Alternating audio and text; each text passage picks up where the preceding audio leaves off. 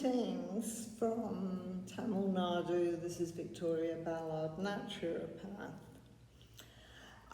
It's the holiday season, and even here there's a lot of Christians among the Hindus, and they're getting ready with their coconut feni, which is the only alcohol they can get here. It's actually not Hindu tradition or Muslim tradition to drink alcohol at all, but any holiday excuse to drink, and the birth of Jesus is one of them. Quite a few of them will actually drink the coconut feni. It's just coconut water fermented, and it's extremely potent, and I've seen them go pretty crazy when they drink it. Well, we're not going to be drinking at Christmas. The Westerners in this area, all the Europeans, speak perfect English. English is the language of the south of India, so we all know each other from the local restaurant run by.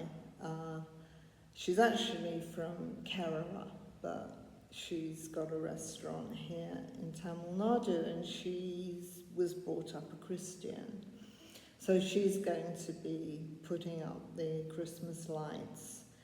And on Christmas Day, we'll eat the usual traditional Indian food. So I'll stay low carb, but I might be tempted because she's bringing a cake. So what a time of year to have a weight loss channel. I'm really sorry, but here's a few tips.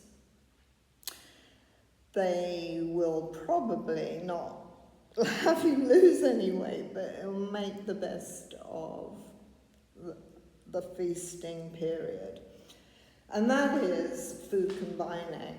If you're going to eat meat, just have loads of vegetables, very few potatoes.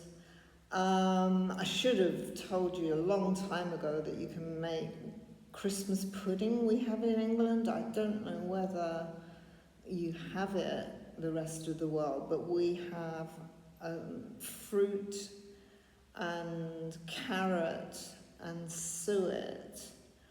Of course, we add sugar, but you can make it with like lots of carrots, which make it sweet. And with the sort of the acidic fruit, like the plums, it's plum pudding. It used to be called plum pudding. Now we call it Christmas pudding. That can be made without sugar, with plenty of carrots, and it's delicious. And that would be neutral, because all vegetables are neutral. And the acidic fruits go very well with protein. So if you're going to eat meat and some carrot cake that's maybe been made without sugar, Christmas pudding made without sugar, then if you're going to drink alcohol, it's a protein day. So you would drink red wine or white wine. The wines are all fine. They come from grapes, which is an acidic fruit. Port, brandy, anything made from fruit.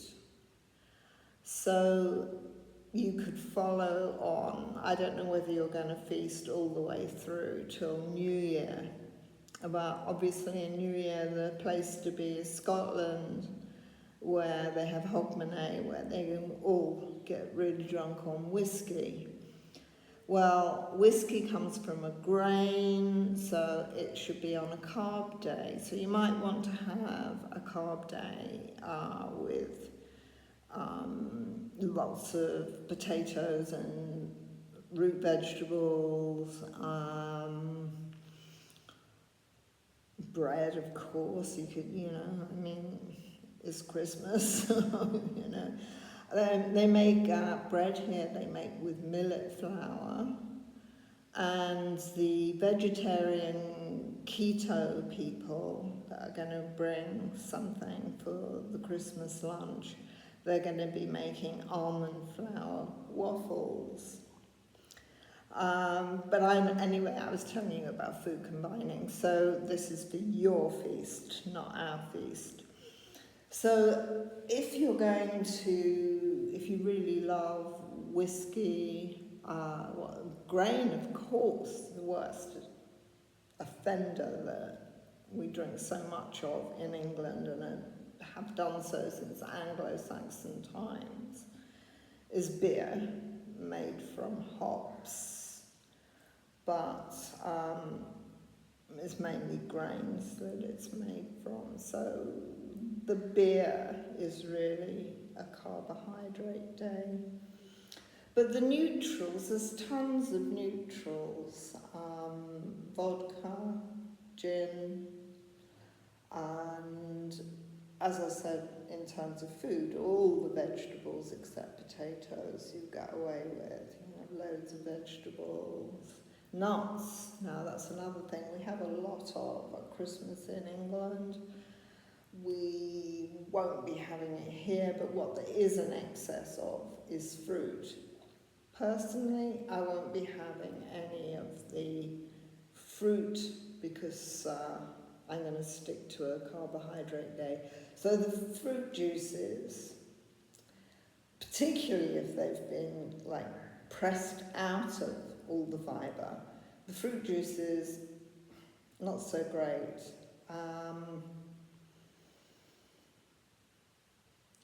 We will probably have,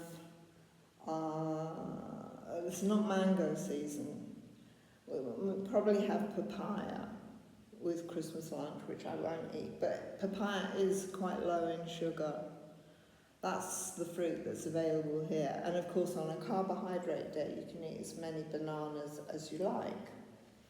So, you know, I can imagine a carbohydrate New Year's Eve and a protein Christmas Day. And next year, before you start preparing your Christmas, if you do Christmas pudding and Christmas cake the way we do in England, make it with lots of carrots, or beetroot as well. You get away with that. Avoid the sugar. Now the sugar here is jaggery, which is just so delicious. So I probably will have a slice of the chocolate cake if it's made with jaggery.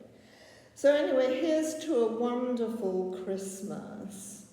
And if you just want you probably don't want any rules at all for Christmas, but if you do want some rules for Christmas, keep your protein day and your carb day separate. So just minimize the potatoes and keep to the port and the red wine. And if you're feasting all the way through from Christmas to New Year, well, we can always fast for our New Year's resolution and fast away all our feasting, just like our ancestors did, though they probably didn't feast in the middle of winter. It's the winter solstice today, it's the 21st of December. But they would have, in general, feasted and then fasted until they found more food.